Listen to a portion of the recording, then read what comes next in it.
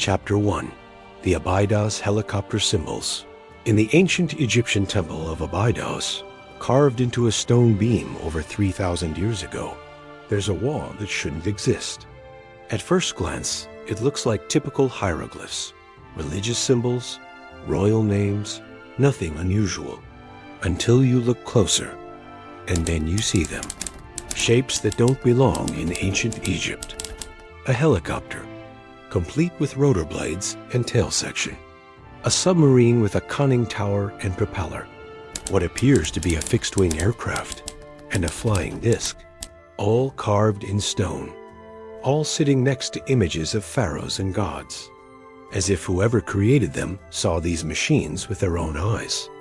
Egyptologists have an explanation. They call it palimpsest. The theory goes like this. One pharaoh carved his name. Years later, another pharaoh plastered over it and carved his own. Over centuries, the plaster eroded, and two layers of hieroglyphs merged together, creating shapes that only look like modern vehicles. It's a logical answer, a scientific answer, except for one problem. If you examine dozens of other palimpsest sites across Egypt, none of them accidentally create images this precise. None of them form shapes with rotors, cockpits, and tail fins. The odds of random erosion creating 4 different modern aircraft designs in one location? Astronomically unlikely. Alternative researchers point to something mainstream science refuses to consider. Ancient Egyptian texts speak of flying boats of the gods and sky chariots. The Thule papyrus describes circles of fire hovering over Egypt. Pharaoh Thutmose III recorded strange objects in the sky that multiplied and shone brighter than the sun. Here's what makes this discovery so unsettling. The Abydos temple wasn't some obscure tomb hidden in the desert. It was one of Egypt's most sacred sites, visited by pharaohs and high priests. If these symbols were just accidents, why weren't they corrected? Why were they left carved into such an important location? The symbols remain exactly where they were carved 3 millennia ago. Skeptics call it coincidence. Believers call it proof. But here's the question that lingers in the minds of everyone who stands before that wall. If ancient Egyptians never saw helicopters or submarines, how did their chisels create them so perfectly? Chapter 2. The Saqqara Bird. In 1898, French archaeologists were excavating a tomb in Saqqara, Egypt, when they discovered a small wooden object buried alongside ancient treasures. It was roughly 6 inches long, shaped like a bird. They labeled it Wooden Bird Model and stored it in a Cairo museum basement, where it sat forgotten for over 70 years. Then, in 1969, Dr. Halil Messiah, an Egyptian physician and amateur Egyptologist, was examining artifacts in the museum's storage when he noticed something the original discoverers had missed. This wasn't just a bird. The wings were wrong. The tail was wrong. The proportions were aerodynamically perfect for something else entirely. A glider. Unlike any bird in nature, the Saqqara artifact has straight wings angled slightly downward, a vertical tail fin instead of horizontal tail feathers, and a body with weight distribution matching modern glider designs. Dr. Messiah built a scaled replica. When he tested it, the model didn't just fly. It soared with remarkable stability and lift-to-drag efficiency. Aeronautical engineers who examined the artifact were stunned. The wing shape produces lift. The dihedral angle provides stability. The center of gravity is precisely positioned for controlled flight. These aren't features you stumble upon by accident while carving a bird. These are principles that took humanity thousands of years to understand.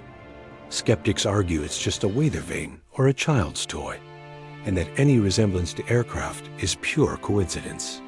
But here's where their explanation falls apart. Ancient Egyptians were master artists who carved birds with incredible accuracy. They depicted hawks, ibises, and falcons in perfect detail. So why would they suddenly create a bird that looks nothing like any species that ever existed? More intriguing still, The artifact was found in a tomb dating to 200 BCE, but the craftsmanship suggests it may be far older. Some researchers believe it could be a scale model, a blueprint carved in wood, representing full-sized gliders that ancient Egyptians may have actually built and flown over the Nile Valley.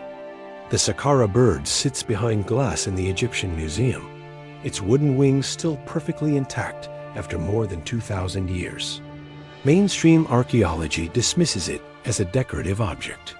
But stand before it, examine those wings, that tail, and you're left with a question no one can definitively answer.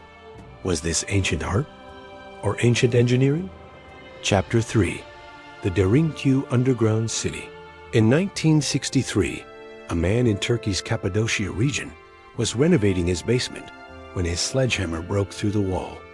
Behind it, he found something impossible. Not another room, not a cave, but a tunnel that led down and down and down into a city carved entirely from solid volcanic rock. Derinkuyu Underground City descends 18 stories beneath the surface. Massive stone doors weighing over 1,000 pounds, rolling on ancient mechanisms. Ventilation shafts reaching down 300 feet. Storage rooms, wine cellars, chapels, and living quarters, all carved by hand. All designed to shelter up to 20,000 people. But here's what makes engineers pause: the precision. No blueprints, no modern tools, no machinery, yet every tunnel connects perfectly.